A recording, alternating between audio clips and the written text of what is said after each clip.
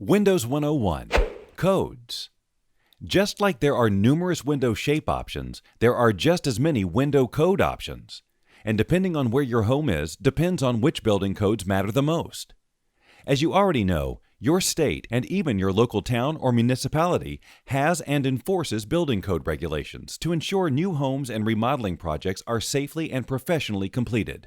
But sometimes it's a challenge just to keep up with the way some of these requirements affect the product that is presented or sold, particularly when it comes to windows. The good news is that building codes make homes safer for those who live in them.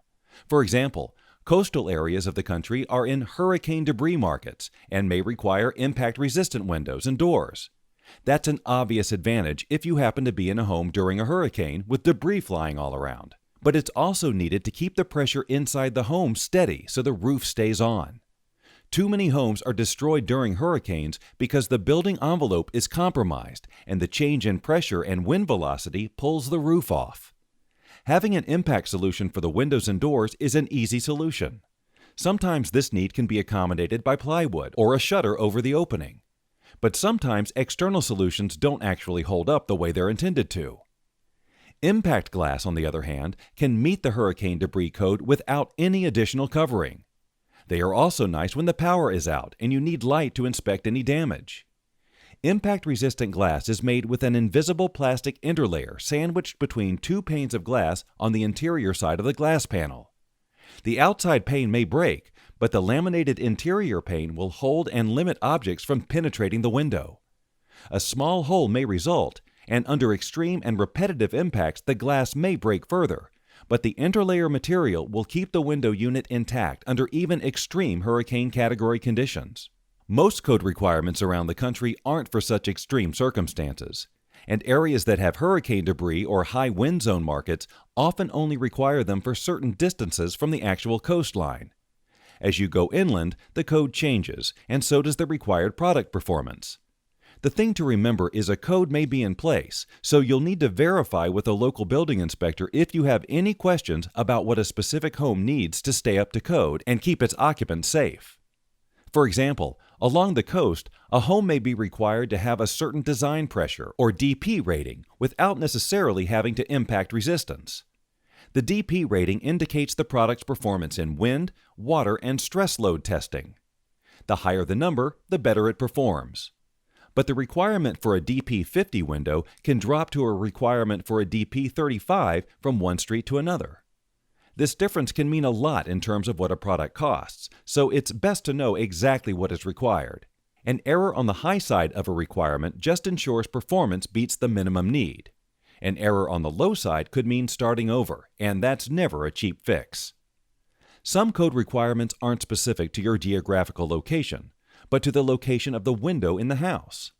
When it comes to safety, glass is at the top of the list for potential risk, so nearly every building code will require certain windows and doors to have tempered glass, especially those next to doors or in bathrooms or close to the floor, or wherever it's more likely someone could come into accidental contact with broken glass. The reason is simple. Regular annealed glass will form shards when it breaks, making it all too easy for someone to get cut. So in places where kids tend to run, or people tend to slip and fall, tempered glass must be used because it won't shard. You might have seen a car window break before. Instead of breaking into sharp pieces, the glass just crumbles. That's why tempered glass is sometimes referred to as safety glass. It will still break, but it will break apart in such a way to avoid deep cuts and lacerations. Again, a qualified building inspector is a great resource to let you know exactly which scenarios require tempered glass. Another code that may vary slightly by market is the egress requirement. Egress basically means exit, and an egress window is designed to allow a person to exit a dwelling when on an upper floor in the case of an emergency.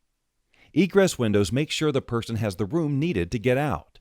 They also make it easier for firemen or rescue personnel to get into a home. The standard egress requirement is an open area of 5.7 square feet. But that comes with a minimum width and a minimum height for a sash when the window is open. The best thing to do is check your local building code to make sure every project has the right window size to meet any applicable egress code requirement. Not all building codes for windows and doors are necessarily for the safety of the people in the home. Florida has what's simply referred to as the Turtle Code. Turtles hatch at night and typically fall under a full moon. Their instinct is to go toward the moon, which should lead to the ocean. Unfortunately, the full moon also reflects off glass, so turtles right out of the egg ended up heading in droves inland toward the false moon and all the predators waiting to make them their next meal. Because of this, Florida has a code that requires a gray, non-reflective coating on windows so turtles aren't confused about what direction to travel when they are born. In certain markets, window glass also plays a big role in meeting energy efficiency requirements.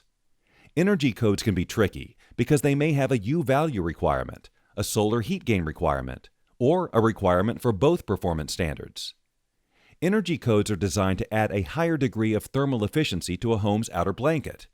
The better the windows and doors perform, the less the home's air conditioner and furnace have to work, and the more energy we all have available. A lower U value indicates that the window or door does a better job of insulating, keeping temperature from flowing through the glass. A lower solar heat gain coefficient indicates the window or door's ability to block the sun's heat. In simple terms, a low emissivity glass, low E glass, will reflect the sun's heat away from the home in the summer, and the furnace's heat back into the home in the winter. Both of these values should be clearly visible on each product on a prominently placed label. Each area of the country could have different requirements for thermal efficiency. In the north, for example, many people want the sun's heat to come through in the winter, so they want a higher solar heat gain number. And they want the cold to stay out, so they may prefer a low insulating U value.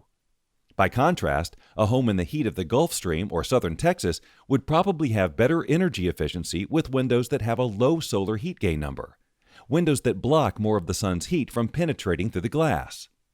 Specific energy codes are intended to put logical requirements on which materials are put into a home.